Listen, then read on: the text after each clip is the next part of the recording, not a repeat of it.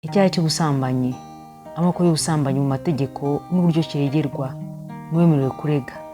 Muri iyi minsi hamaze igihe havugwa ibyaha by'ubusambanyi mu itangazamakuru, si mu Rwanda gusa ahubwo ni ku isi yose, kandi ubusambanyi bwagiye bugira ingaruka ku byamamare bitandukanye, ariko abantu bake nibo bazi amoko atandukanye y'ubusambanyi mu rwego rw'amategeko ahana y'u Rwanda.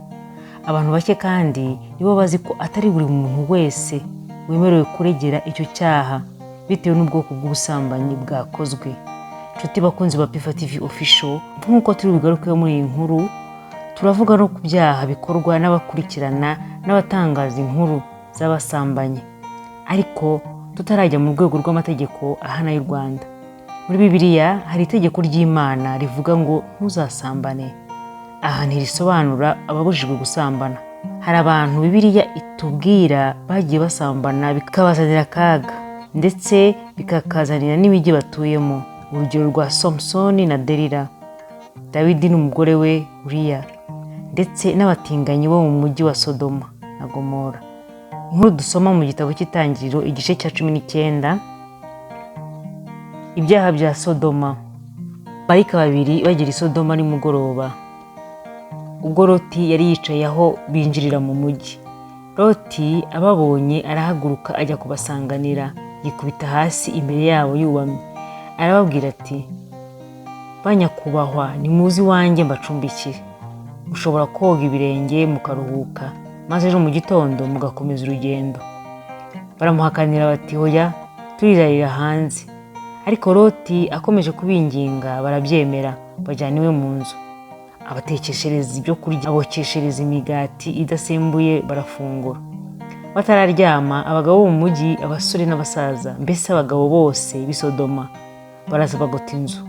Nuko bahamagara Loti, baramubaza bati, abagabo baje iwawe iri joro bari hehe? Basohore tubasambanye. Loti asohoka abagana, afungira urugi inyuma, arababwira ati, bagenzi banjye, ntimukore iryo shyano, ahubwo mureke mbazanira abakobwa banjye babiri b'amasugi, mubagenze uko mushaka, ariko abo bagabo mubihorere kuko ari abashyitsi banjye. Baramusubiza bati, have tubise wa munyamahanga we, ni wowe utubwiriza ibyo tugomba gukora iwacu? Basohore tutarakugirira nabi kurusha uko twayibagira. Nuko bahutaza Loti urugi ngo barumene, ariko ba bagabo babiri basingira Loti bamusubiza mu nzu barakinga. Nuko bateza ubuhumyi ba bantu bose bari bagose inzu. Yari abasaza ntibashobora kubona umuryango. Loti niko gusohoka abwira abari bagiye kurongora abakobwa be bati, nimuhaguruke muhunge kuko Uhoraho agiye kurimbura uyu mujyi. Ariko abo babigira imikino. Umuseke ukebye w'abamarayika batota Loti bati, nimuhaguruke bwangu, wowe n'umugore wawe n'abakobwa bawe babiri muri kumwe, nimuhunge mutarimburanwa n'uyu mujyi. Loti yagezeyo izuba rirashe. Nuko Uhoraho agusha kuri Sodoma na Gomora amazuku n'umuriro bivuye mu ijuru, atsemba iyo mijyi n'abayituyemo bose, n'ikibaya cyose n'ibimera byaho byose. Usibye izi nkuru dusoma muri Bibiliya, hari n'izo dusoma mu binyamakuru za vuba aha. Muribuka umunyapolitiki ukomeye wari ugiye kwiyamamariza kuba perezida mu Bufaransa witwa Dominique Strauss-Kahn, yabaye minisitiri w'ubukungu, yayoboye ikigo cy'isi gishinzwe ibirebana n'amafaranga IMF, aho yari acumbitse muri hoteli yarezweho gusambanya umugore wahakoraga witwa Diallo Nafissatou. Ibi byamuviriyemo gutakaza amarushanwa, ndetse binamuviramo gutanga amamiliyoni menshi y'amadolari. Hari ikindi kiganiro twabikozeho cyitwa Dore imitego 5 ikubuza kugera kure, mushatse mwajya kukireba kuko twarabisobanuye byose. Muri icyo kiganiro twagarutse kandi kuri Bill Clinton, ubwo yari perezida w'igihugu cya Amerika. Yarezwe gusambanya umukobwa wakoraga stage muri White House witwa Monica Lewinsky. Byamuteye impagarara mu kazi ke ka politike, hafi yo gukurwaho icyizere, bizwi mu itegeko nshinga ry'Abanyamerika, impeachment. Si uwo gusa, na Donald Trump nawe yabaye perezida wa Amerika, bari kwiyamamariza indi manda. Nawe yarezwe gusambanya abagore bigurisha n'abakora filime z'urukozasoni zizwi nka porno. Ubu ni ingorane zimukomereye kubyisobanuraho kugira ngo akore urugendo rwo gusaba amajwi. mu Rwanda naho murabizi muri showbiz birashyushye cyane, ubusambanyi bwabaye ubusambanyi. Ariko se amategeko abivugaho iki? Nibyo tugiye kurebera hamwe dusoma. Itegeko 2018 ryo kuwa 30/8/2018 riteganya ibyaha n'ibihano muri rusange. Ingingo y'136 iravuga ngo ubusambanyi uko buhanwa n'uko bukurikiranwa. Umuntu wese washyingiwe ukorana imibonano mpuzabitsina n'uwo batashyingiranwe aba akoze icyaha. Iyo bihamijwe n'urukiko ahanishwa igifungo kitari munsi y'amezi 6 ariko kitarenze umwaka umwe. Kurikirana icyaha cy'ubusambanyi ntibishobora kuba hatareze uwahemukiwe mu bashyingiranywe ku buryo bwemewe n'amategeko. Muri icyo gihe hakurikiranwa uwarezwe n'uwakoranye icyaha nawe. Uwahemukiwe ashobora gusaba guhagarika ikurikirana ry'urubanza aho rwaba rugeze hose, iyo yisubiyeho akareka ikirego cye. Cyakora iyo dosiye yarangije kuregerwa urukiko cyangwa gufatwaho icyemezo, kwisubiraho ntibihita bihagarika isuzumwa ry'urubanza cyangwa irangiza ryarwo. Umucamanza arabisuzuma akaba yabyemera cyangwa akabyanga, akanasobanura impamvu. Iyo umucamanza yemeye kwisubiraho nk'uwahemukiwe, kureka urubanza cyangwa irangiza ryarwo bigira ingaruka no kuwakoranye icyaha n'uregwa. Ingingo y'137 guhohotera bishingiye ku gitsina uwo bashyingiranywe. Umuntu ukorera uwo bashyingiranywe igikorwa kibabaza umubiri kandi gishingiye ku gitsina aba akoze icyaha. Iyo bihamijwe n'urukiko ahanishwa igifungo kitari munsi y'imyaka 3 ariko kitarenze imyaka 5.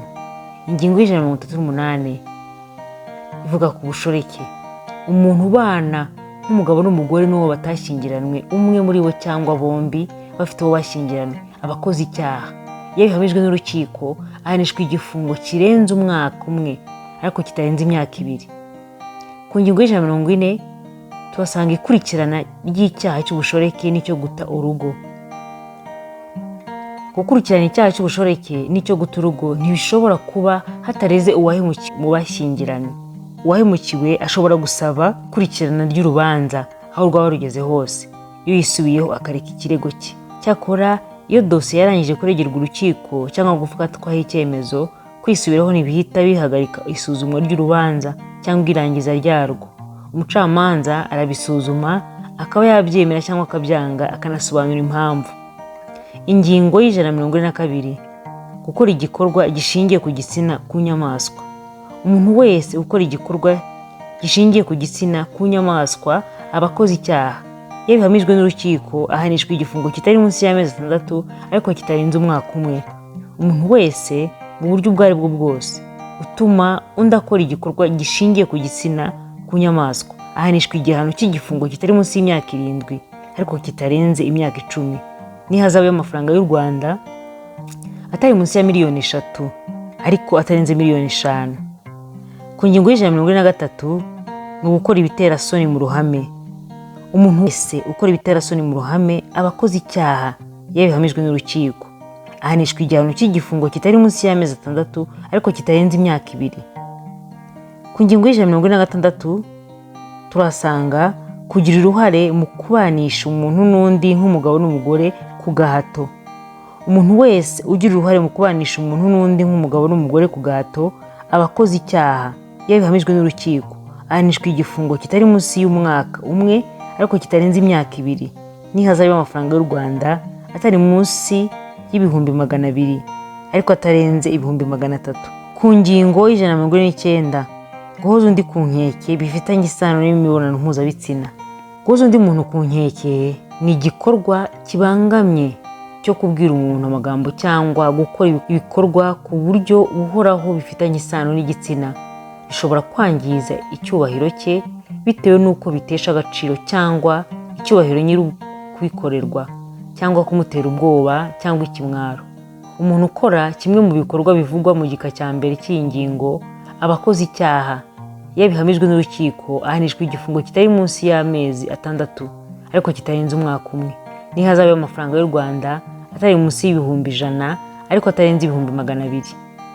Iyo wakoze icyaha ari umukoresha cyangwa undi wese witwaza imirimo ashinzwe agahoza uwo wakuriye ku kazi ku nkeke akoresheje amabwiriza, ibikangisho cyangwa iterabwoba agamije kwishimisha bishingiye ku gitsina, ahanishwa igifungo kirenze umwaka umwe ariko kitarenze imyaka 2 n'ihazabu y'amafaranga y'u Rwanda atari munsi y'ibihumbi 200 ariko atarenze ibihumbi 300.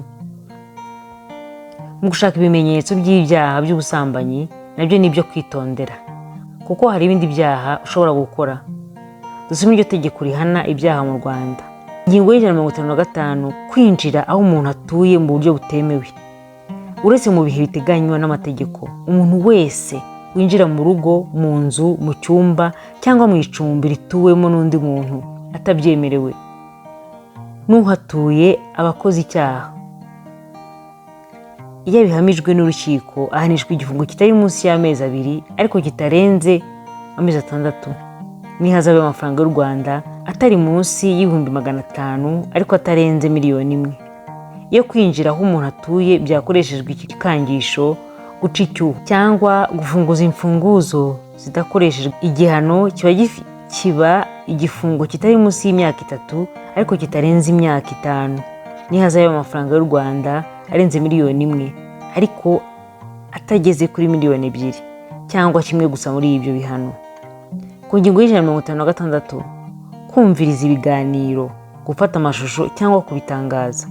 Umuntu wese kubw'inabi mu buryo ubwo aribwo bwose wivanga mu mibereho bwite y'undi akoresheje kumviriza cyangwa gutangaza amakuru.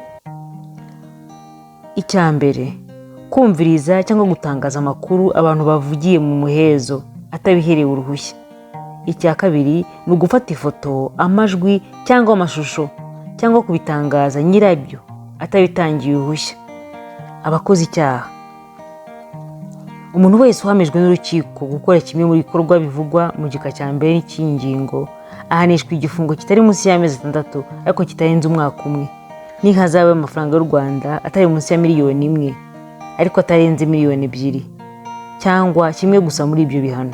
Iyo ibikorwa bivugwa mu gika cya mbere cy'ingingo byabaye bene byo babibona kandi babizi ntibabyamagane kandi bashoboraga kubyamagana, bifatwa nk'aho babyemeye.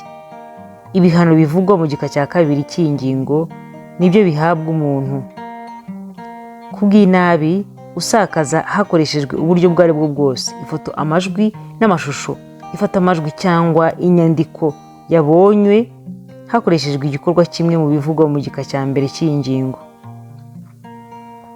Ingingo y'157, gutangaza amagambo cyangwa amashusho binyuranye n'uko byafashwe. Umuntu wese utangaza kubw'inabi hakoreshejwe uburyo ubwo aribwo bwose amagambo yahinduwe agatangazwa uko atavuzwe, cyangwa amashusho n'amafoto by'umuntu byagaragajwe uko bitafashwe, ntagaragaze ko binyuranyije n'uko byafashwe, abakoze icyaha. Iyo bihamijwe n'urukiko ahanishwa igifungo kitari munsi y'amezi 6 ariko kitarenze umwaka umwe n'ihazabu y'amafaranga y'u Rwanda atari munsi ya miliyoni 1 ariko atarenze miliyoni 2. Ibikorwa bivugwa mu gika cya mbere cy'ingingo bikozwe mu rwego rw'umwuga cyangwa rw'akazi byemewe n'amategeko ntibyitwa icyaha. Ingingo y'131, gutukana mu ruhame. Umuntu wese utuka undi mu ruhame abakoze icyaha. Iyo bihamijwe n'urukiko ahanishwa igifungo kitari munsi y'iminsi 15 ariko kitarenze amezi 2. Ihazabu y'amafaranga y'u Rwanda atari munsi y'ibihumbi 100 ariko atarenze ibihumbi 200. Imirimo y'inyungu rusange mu gihe kitarenze iminsi 15 cyangwa kimwe gusa muri ibyo bihano. Gutukana bivugwa mu gika cya mbere cy'ingingo ni ikimenyetso, imigenzereze, ijambo cyangwa inyandiko bigambiriye gukomeretsa umuntu ku bushake kandi ku buryo butaziguye. Ingingo y'132, ikurikirana ry'ibyaha bibangamira imibereho bwite y'abantu. Ibyaha bivugwa muri uyu mutwe ntibishobora gukurikiranwa bidasabwe n'uwahemukiwe, umuhagarariye mu buryo bwemewe n'amategeko cyangwa umufiteho uburenganzira. Ku ngingo y'133, gusambanya umwana. Umuntu wese ukorera ku mwana kimwe mu bikorwa bishingiye ku gitsina bikurikira abakoze icyaha. Imyaka 14 nta kiboko cyangwa ibikangisho byakoreshejwe, nta gihano gitangwa. Icyakora iyo umwana ufite imyaka 14 ariko atarageze ku myaka 18 asambanyije umwana uri munsi y'imyaka 14 ahanwa hakurikijwe ibiteganywa n'ingingo ya 54 y'iri tegeko. Ingingo ya 54, gukoresha undi imibonano mpuzabitsina ku gahato. Umuntu wese ukoresha undi kimwe mu bikorwa bikurikira nta bwumvikane bubayeho, hakoreshejwe imbaraga, iterabwoba, uburiganya, ububasha amufiteho, cyangwa abikoze kubw'intege nke z'uwakorewe icyaha, abakoze icyaha. Gushyira igitsina mu gitsina, mu kibuno cyangwa mu kanwa k'undi muntu. Gushyira urugingo urwo ari rwo rwose rw'umubiri w'umuntu cyangwa ikindi kintu icyo ari cyo cyose mu gitsina cyangwa mu kibuno cy'undi muntu. Umuntu wese uhamijwe n'urukiko gukoresha imibonano mpuzabitsina ku gahato ahanishwa igifungo kitari munsi y'imyaka 10 ariko kitarenze imyaka 15 n'ihazabu y'amafaranga y'u Rwanda atari munsi ya miliyoni 1 ariko atarenze miliyoni 2 yo gukoresha imibonano mpuzabitsina ku gahato byakozwe ku muntu ufite hejuru y'imyaka 65, ku muntu ufite ubumuga cyangwa uburwayi butuma adashobora kwirwanaho. Igihano kiba igifungo kirenze imyaka 15 ariko kitageze ku myaka 20 n'ihazabu y'amafaranga y'u Rwanda atari munsi ya miliyoni 1 ariko atarenze miliyoni 2 yo gukoresha imibonano mpuzabitsina ku gahato byateye indwara idakira cyangwa ubumuga. Uwabikoze ahanishwa igifungo kirenze imyaka 20 ariko itarenze imyaka 25 n'ihazabu y'amafaranga y'u Rwanda atari munsi y'ibihumbi 500 ariko atarenze miliyoni 1. Igihano kiba igifungo cya burundu iyo gukoresha imibonano mpuzabitsina ku gahato byakozwe n'abantu barenze umwe byateye urupfu uwabikorewe. Cya gatatu, byakozwe ku muntu bafitanye isano kugeza ku gisanira cya kabiri. Byakozwe hagamijwe kumwanduza indwara idakira. Ingingo y'135, urukozasoni. Umuntu wese ukora igikorwa gikoze isoni mu buryo ubwo ari bwo bwose ku mubiri wundi nyiri kubikorerwa atabishaka abakoze icyaha. Umuntu wese uhamijwe n'urukiko gukora ibyaha by'urukozasoni ahanishwa igifungo kitari munsi y'umwaka 1 ariko kitarenze imyaka 2 n'ihazabu y'amafaranga y'u Rwanda atari munsi y'ibihumbi 100 ariko atarenze ibihumbi 300. Iyo icyaha cy'urukozasoni cyakorewe mu ruhame, wakoze icyaha ahanishwa igifungo kitari munsi y'imyaka 2 ariko kitarenze imyaka 3 n'ihazabu y'amafaranga y'u Rwanda atari munsi y'ibihumbi 500 ariko atarenze miliyoni 1. Ibihano biteganyijwe mu gika cya 2 n'icya 3 by'ingingo byikuba 2 iyo wakoze icyaha ari ukomoka cyangwa ukomokwaho n'umuntu wakorewe icyaha, yari mu rwego rw'umutegeka cyangwa ari umwigisha. Ikindi, ari umukozi wa leta uhagarariye ubutegetsi cyangwa uhagarariye idini yishingikirije iyo mirimo ye kugira ngo agikore, cyangwa umuganga cyangwa umukozi wo kwa muganga yagiriye ku muntu ashinzwe kubw'umwuga we, yagifashijwemo n'umuntu umwe cyangwa benshi, cyangwa yakoresheje agahato cyangwa ibikangisho. Hari ibijyanye n'iki kiganiro watwunguraho inama cyangwa ibitekerezo, waduhamagara kuri telefone 0708 08 58 217. Niba iki kiganiro cyagushimishije, twandikire muri comment, ukore share, like na subscribe. Ibyiza biri imbere.